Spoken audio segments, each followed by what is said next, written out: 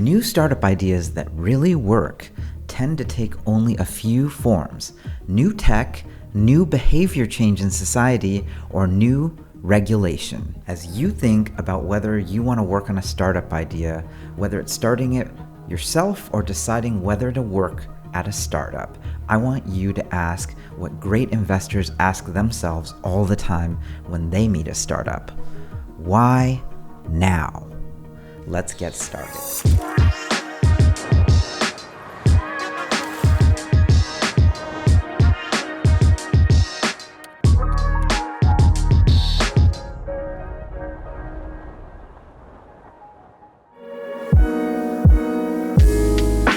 The whole reason why there's opportunity in startups is actually technology. And technology progresses on a curve: linear, superlinear, and exponential. Here's Lex Friedman and Ray Kurzweil talking about being able to predict the future through technology. I did OCR in the 1970s. Optical character recognition. Yeah, so we were able to do that in the 70s, and I waited till the 80s to address speech recognition, since that requires more computation. So you were thinking through timing when you're developing those things. Yeah. Has its time come? Today we're talking about why now, because that is the key question. And given tech curves, you can predict when things become viable, the way Kurzweil did when he pioneered optical character recognition and speech recognition. Today, the frontiers probably revolve around things like large AI language models, computer vision, blockchains, but they might actually still be some of the oldest ones out there, like mobile phone adoption or number of transistors on a chip. These are all powerful technologies that are driving new things that human beings are now capable of doing. And when you start a startup, or you're trying to evaluate a startup, it's one of the best things to evaluate. And let's take a concrete example. Almost anyone can look at a smartphone today and say, wow, that really changed the world. But what you might not know is that for many, many years, even a decade before the successful iPhone debut, there were attempts like this one. And it was a telephone. It was essentially going to be a smartphone with a lot of intelligence in it. When we were talking about reinventing telephony, we meant it. We're trying to make something that people love. We need it to be like your watch, your glasses, your wallet. We decided to make everything. That meant we were custom building every piece. It's insane. And how small will it finally be, do you think? Someday, Dick Tracy wristwatch. This was the beginning of what became, I think, the most important company to come out of Silicon Valley that nobody's ever heard of. That was a clip from a great movie called General Magic, named after, of course, the company that tried to make a smartphone at the moment that the tech was not ready yet. And here's what that looked like. In 1994, this device cost $1,400. It had only 1 megabyte of RAM, a 4800 baud modem, which is about 480 bytes per second, and they had a monthly data fee of $400 per month. 13 years later, Apple and Steve Jobs delivered the iPhone 1. Well, what we're going to do is get rid of all these buttons and just make a giant screen. A giant screen. The iPhone 1 cost $499. It had 16 gigabytes of storage and 2.5G cell network, which was about 300 kilobytes per second. So about 16,000x the storage, 600 times faster network, and it cost 1/3 the price. In tech, orders of magnitude improvement is not just possible, it's actually the key to breakthrough. The most powerful things you could work on come on the back of not a 50% or 2x improvement, but on 16,000x better, 600x. Look for the 10x, look for the 100x. That's why tech is the most powerful thing, because it is the driver for those 10x, 100x, and 1000x improvements that change things and leave them changed forever. Why now? Sometimes the answer is it literally can only be done now. That was true for the iPhone, and that was a perfect storm. Now, technology is huge, but the next why now, once technology is broadly available, is actually the human mass behavior change that happens. The smartphone was an amazing business that was hard won by Apple and Google in the end. But that's often just the beginning. These technological innovations stack. Here is a graph of smartphone adoption as a percentage of population. And so you can see that the smartphone went from something that was very fringe, not a lot of people had it, to suddenly everyone had it.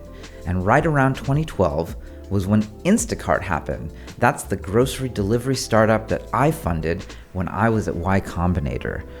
The founder sent me a 6-pack of beer, and I said, what the heck is this? I downloaded it, and I saw the future literally right before my eyes in my iPhone. It's a huge part of Initialized's first fund, and it's returned the whole fund several times off of that one investment. But to know why now for Instacart, you actually have to understand the history that happened right before it. You have to look at Webvan, which was a huge failure that raised over $396 million from Sequoia, Benchmark, and yes, even SoftBank. This was 1997, so literally 25 years ago. The company ended up losing over $800 million and shutting down in June 2001, which really marked one of the last gasps of Web 1.0. When Instacart came around 11 years later, people were wondering, why now? And it turned out to be one of the most powerful why nows I've ever seen up close. What has changed today and why this is the first time in history where a company like Instacart is actually possible is because smartphone penetration. There hasn't been a time where smartphones are so prevalent that everyone has them, and as a result of that, we're able to utilize the people who have them to pick and deliver the groceries. So when you want to order groceries, we connect you with someone who can pick those groceries and deliver them to your door. So this is the same reason why Uber and Lyft exist today when they couldn't have existed 10 years ago. So we think in our opinion, it's actually price, selection, and convenience. All three of those are important. It's not just one thing. And with Instacart, I think that customers can get all three of those. Today, Instacart has been churning out profit, and it's a household name. Their software eating all of grocery, and they wrote a why now that was also the driving force for Uber, Lyft, and DoorDash, all multi-billion-dollar startups today.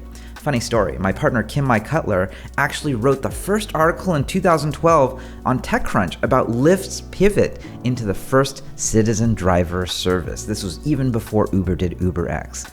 Before that, Lyft was called Zimride, and they were a ride-sharing app that let people do long-haul rides better than posting on Craigslist. Zimride becoming Lyft was the pivot of a century, and all because it was behavior that drove a giant why now. Suddenly, big mobile workforces were not just possible, they became huge billion-dollar industries.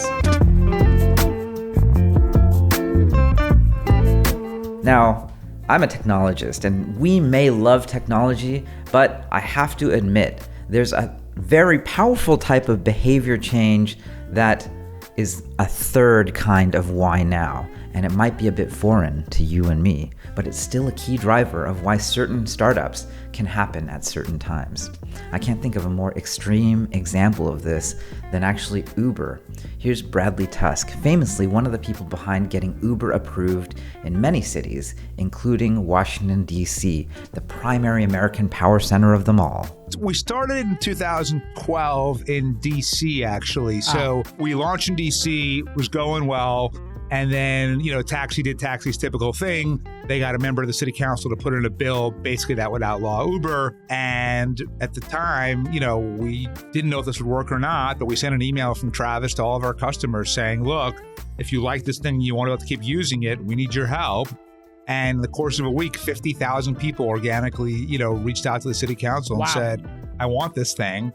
And not only did we kill the bad bill, we passed our bill unanimously, including voted for it by the sponsor of the bad bill, who then voted for us.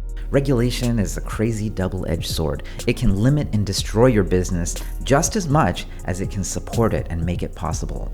Working with the government is like any other enterprise partner, only way more fraught. They're the elephant, and they can either raise you up or crush you. Your job as a founder is to find the former and avoid the latter. When I was at Y Combinator, I remember meeting Parker Conrad when he was working on one of his first startups, Zenefits. And the thing that really jumped out at me in his YC application was actually one of the big reasons I wanted to fund him. He had pointed out that Obamacare was about to roll out, and that meant that millions of small businesses and medium-sized businesses would be mandated to offer health insurance. That turned out to be a megatrend need that drove huge adoption of not just Zenefits, but Gusto, and yes, even Parker Conrad's new decacorn startup, Rippling. When the government comes and says X needs to happen, there's a wave of business activity that is going to rush towards that thing. And if you can spot that before it happens, it'll be you who figures that out first. Now, if you ask what's the why now right now when it comes to regulation, I'd say the biggest enduring one facing us today is climate change. Here's Initialized investor and partner Kim Cutler, who wrote that first Lyft article on TechCrunch back in the day. This is what she sees in this space. In my lifetime, I've never seen a moment like this where the political consensus around climate change has never been more urgent or more obvious or more inescapable than right now. It doesn't take much to realize climate change is happening all around us, whether it's wildfires, record temperatures, or storms, the likes of which we've never seen. And there's change afoot now in DC and the halls of power. And so those climate disasters, those effectively man-made climate disasters, created the political will for the Inflation Reduction Act, which is the first of its kind, the largest climate package the United States has ever seen before. And that's going to lead to lots of different incentives around decarbonizing our entire economy and the way that Americans live. And that's a huge opportunity for entrepreneurs to latch onto right now. One of the hottest startups in Silicon Valley today is the one Kim led a Series A in called Pano, which is fighting wildfires, one of the worst disasters plaguing the American West. And it's something computer vision is here to solve. We had a policy of the last 100 years of suppression where we didn't allow any fires, and fires had to be put out, by, the early morning every day. And so we've accumulated this huge fuel load over the last 100 years that, in combination with higher aridity because of climate change, is setting off these mega fires. And so we're going to head towards this world where we're actually having more managed low intensity fires versus uncontrollable, unpredictable mega fires.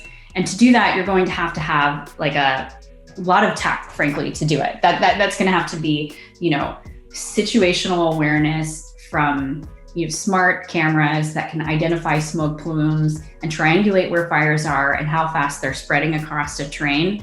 We're going to have to do that going forward. And Pano, which is a deal that we did the Series A for, is part of that. They're a network of computer vision enabled cameras monitoring huge amounts of terrain across multiple continents, Australia and here, helping first responders, utilities, and private landowners figure out how to identify and manage wildfire on land. Pano is going to be a huge business that solves a giant societal problem. Kim Cutler is an amazing investor when it comes to this third kind of finding startups with a strong why now. Because governments are one of the largest forces in our lives, like it or not. And where that works to a founder's favor is that unlike big tech that's totally opaque, unlike private corporations, governments are generally built to be open systems with governance and policies that, when done right, are transparent to everyone, including you. Regulation is the largest, hairiest, and most difficult to handle why now for any startup, but it's the one you should always be aware of. You might not be interested in the government, but the government is interested in you. Technology, behavior change, and government regulation. Those are my 3 why nows I want you to keep in your mind as you evaluate any startup idea. Those aren't the only 3, but those are the ones that I have seen up close, and we funded dozens of billion-dollar startups that have made it based on those 3. Wired writer Paul Ford says, watch for the curious and interesting intersections between very large things. Look for the points of contact or points of conflict.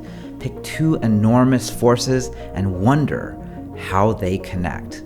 And where those intersect is the one big question. Why now? That's why we're here, and that's why I'm so glad you found my videos. That's why I hope we can get there together. I want you, yes, you, to be the creator of a better future for all of us. Technology continues to change our world. And if you can build that technology, you can be the lever on that fulcrum that moves everything. This is the mission. You can get the skills. You can build your people networks. You can learn how to do this, and you're on the right path. If you ask the right questions, product market fit will find you. Alan Kay says, the best way to predict the future is to invent it. What future will you invent? Let's go get it.